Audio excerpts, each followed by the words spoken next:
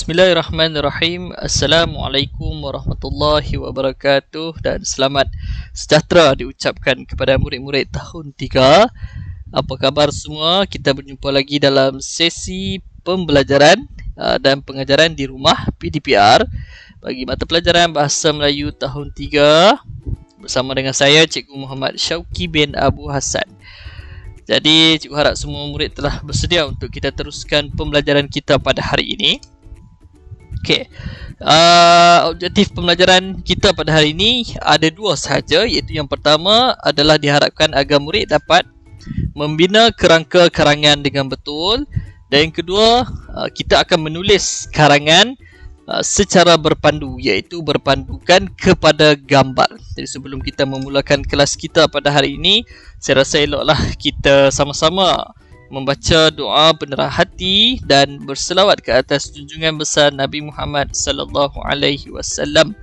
Bismillahirrahmanirrahim. Rabbi shrah li sadri wa yassir li amri wahlul 'uqdatal min lisani yafqahu qawli. Allahumma salli ala sayyidina Muhammad wa ala ali sayyidina Muhammad. Allahumma salli ala sayyidina Muhammad wa ala ali sayyidina Muhammad. Allahumma salli ala sayyidina Muhammad wa ala ali sayyidina Muhammad. Okey. Jadi murid-murid bolehlah terus bersedia dengan buku teks Bahasa Melayu tahun 3 jilid 1 halaman 81 ya. Okey, kita lihat kepada tajuk yang diberikan kepada kita, iaitu berkenaan dengan masyarakat prihatin ya. Masyarakat prihatin. Jadi apa yang akan kita lakukan pada hari ini, kita akan melihat kepada gambar tersebut, kita akan membaca apakah isi-isi penting yang diberikan kepada kita, dan kamu akan menulis karangan berpandukan kepada gambar tersebut. Tapi sebelum itu kita akan membina kerangka karangan terlebih dahulu. Jadi membina kerangka karangan ini cikgu tak akan minta kamu tulis, tetapi kamu sekurang-kurangnya faham bagaimana rangka karangan, dan dekat rangka karangan itu ada pembahagiannya dan apa yang perlu dibuat bagi setiap pembahagian tersebut. Jadi kita lihat imbas kembali apa yang telah kita pelajari pada kelas yang lepas, iaitu kerangka karangan.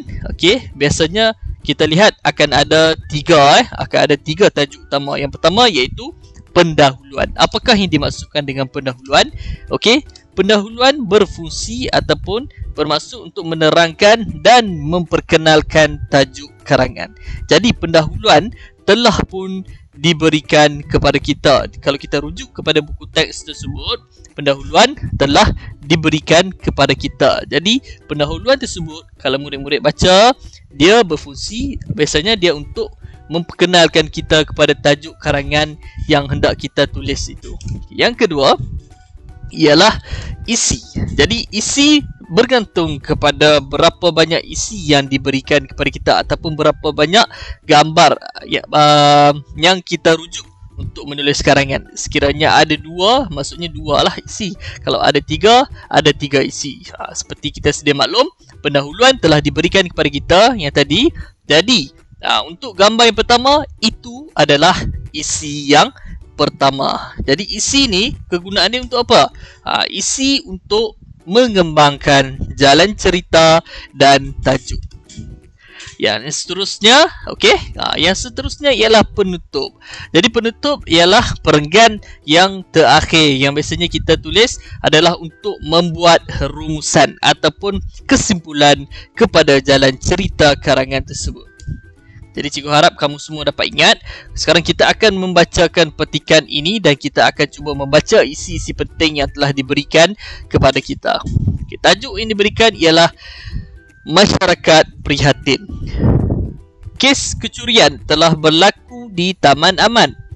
Penduduk Taman Aman mengambil tindakan mengawal keselamatan penghuni. Kawalan keselamatan tersebut disertai oleh semua penduduk berbilang kaum. Kawalan ini menyatukan penduduk setempat. Jadi kita lihat kepada gambar yang pertama. Okey, di situ kita dapat lihat mereka sedang duduk bersama-sama, duduk semeja.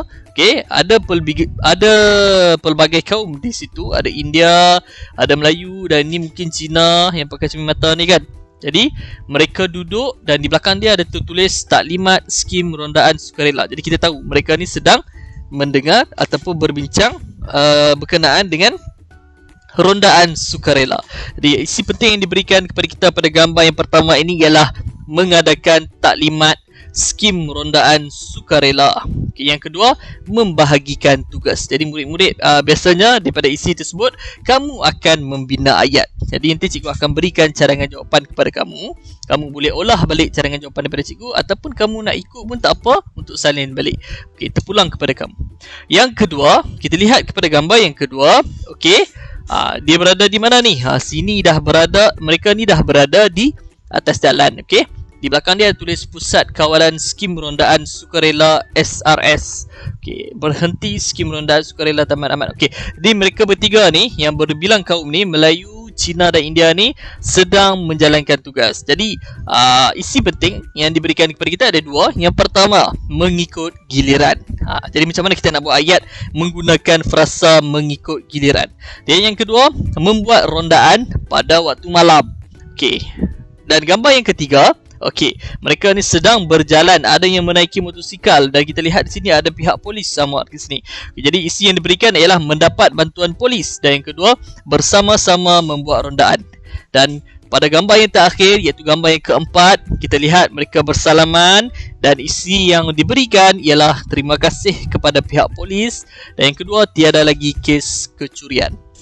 Okey, jom kita sama-sama buat perenggan berdasarkan kepada gambar yang diberikan. Jadi kamu boleh nak buat satu isi satu ayat, ataupun kamu nak jadikan dua isi ni dalam satu ayat, kita sebut sebagai ayat majmuk, ataupun kamu nak buat satu persatu. Dan kalau kamu nak olah isi tersebut, nak tambah lagi pun boleh, pastikan ia berkaitan ya.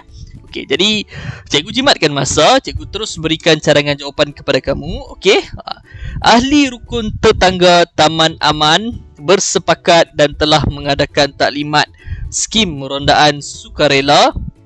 Pengurusi telah membahagikan tugas kepada penduduk Taman Aman. Jadi satu isi satu ayat. Okey, jadi kita akan gabungkan ayat ini menjadikan dia perenggan. Jadi kamu boleh tambah lagi selebihnya di bawah ni, ataupun kalau kamu tak nak tambah pun tak mengapa sebagai permulaan. Okey, jadi yang seterusnya, okey, gambar yang seterusnya, penduduk Taman Aman membuat keputusan untuk bertugas membuat rondaan mengikut giliran. Isi yang pertama, mengikut giliran. Yang kedua, mereka bersepakat untuk membuat rondaan pada waktu malam. Okey, ni bersepakat untuk membuat rondaan pada waktu malam. Okey, yang seterusnya, penduduk Taman Aman turut mendapat bantuan daripada pihak polis. Kadangkala pihak polis akan bersama-sama penduduk membuat rondaan sekitar taman. Okey, dan yang terakhir, penduduk Taman Aman mengucapkan terima kasih kepada pihak polis kerana sentiasa membantu mereka, dan akhirnya tiada lagi kes kecurian berlaku selepas itu. Jadi cadangan jawapan ni cikgu dapat daripada seorang rakan di YouTube, dan sangat sesuai untuk digunakan dalam aktiviti menulis karangan seperti ini. Jadi saya beri kebebasan kepada murid untuk mengolah dengan lebih banyak perenggan. Nanti kamu akan tulis di dalam buku tulis penulisan. Jadi tugasan kamu, okey, seperti yang saya nyatakan tadi, kamu akan tulis karangan berpadukan gambar pada muka surat yang kita buat tadi 81. Okey, tulis di dalam buku tulis penulisan. Sama ada nak menggunakan perenggan yang saya berikan tadi pun tak apa, ataupun kamu nak olah balik ayat kamu pun boleh. Jangan lupa, okey, jangan lupa untuk tuliskan pendahuluan sekali. Pastikan ada pendahuluan, ada 3 isi dan ada 1 penutup. Saya harap murid-murid faham apa yang telah kita pelajari pada hari ini. Jadi terima kasih diucapkan atas perhatian yang telah diberikan. Cikgu ucapkan terima kasih juga atas kerjasama daripada ahli keluarga kamu memudahkan urusan pada hari ini. Okay, semoga kita berjumpa lagi pada kelas yang akan datang. Assalamualaikum warahmatullahi wabarakatuh, dan jumpa lagi. Bye.